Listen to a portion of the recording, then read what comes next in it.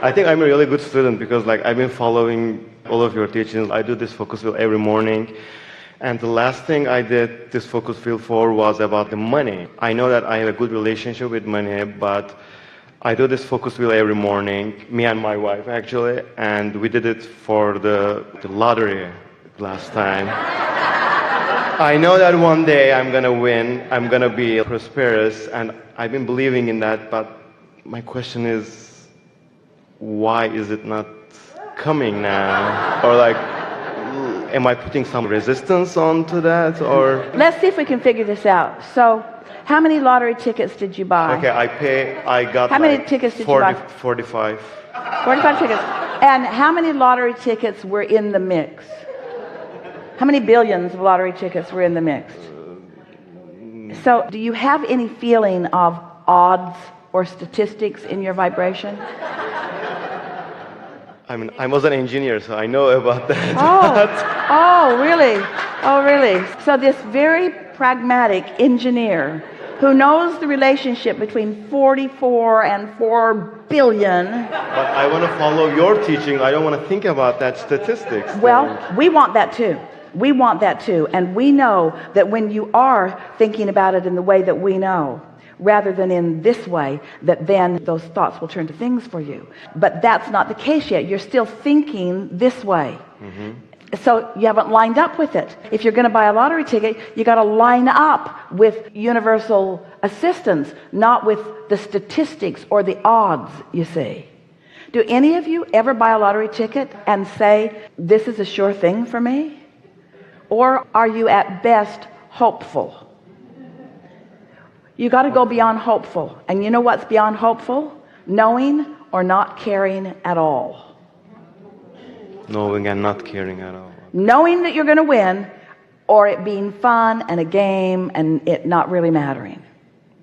Because those statistics are active in your vibrational experience. So this was a discouraging conversation for so many of you. But what we're really saying to you is you can't attract outside of your beliefs. You just can't attract outside of your beliefs. And so you got to find a way of lining up with your desire, and then your belief is not opposing it. And then we've been talking to you all day today, all day yesterday, all day any day that you're willing to gather and listen to us about how easy it is for you to win the vibrational lottery. And the vibrational lottery means you've hooked up with the energy that creates worlds. And specifically, anything that you want is focused upon by source, and it is a sure thing that it will come to be. Not a statistical odds against you. It is a sure thing that it will come to be.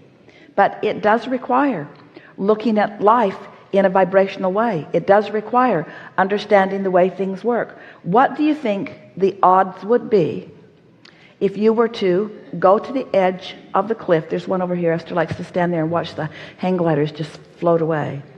What would the odds be if you didn't have your contraption and you didn't have a parachute and you didn't have an airplane? What would be the odds if you just stepped off the cliff of your just floating away like the others? What would be the odds? 0. Because law of attraction will do the thing that it always does.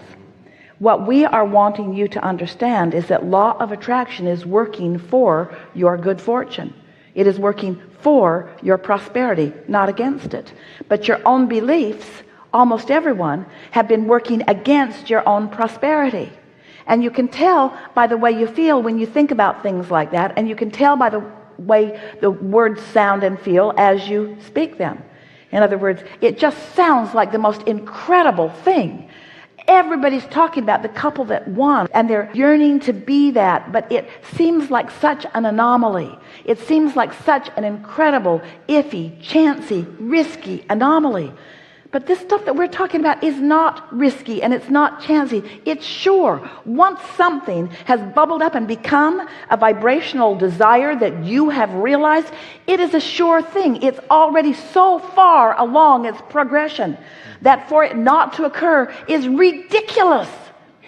And the only reason that it doesn't occur is because you have these habits of thought, and the only reason that you are willing to continue to project these habits of thought that are contrary to the desires that you hold is because you're willing to put up with not feeling so good.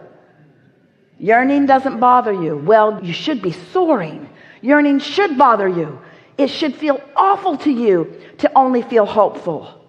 Hope in relationship to pure knowing, oh, no comparison whatsoever. But you've just become accustomed to not feeling so good, being a little angry, being a little ornery, being a little depressed, being a little discouraged, being a little mad, being a little blameful, being a little guilty. In other words, you've felt so many of those things in response to the way that you're thinking that you've trained yourself into unnatural acceptance of unnatural vibration. So that when somebody wins the lottery, you go, oh, wow, what an amazing, remarkable freak of nature that is.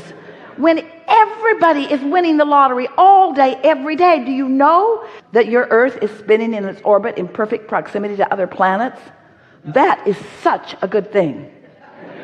And it's not accidental, and it is for you.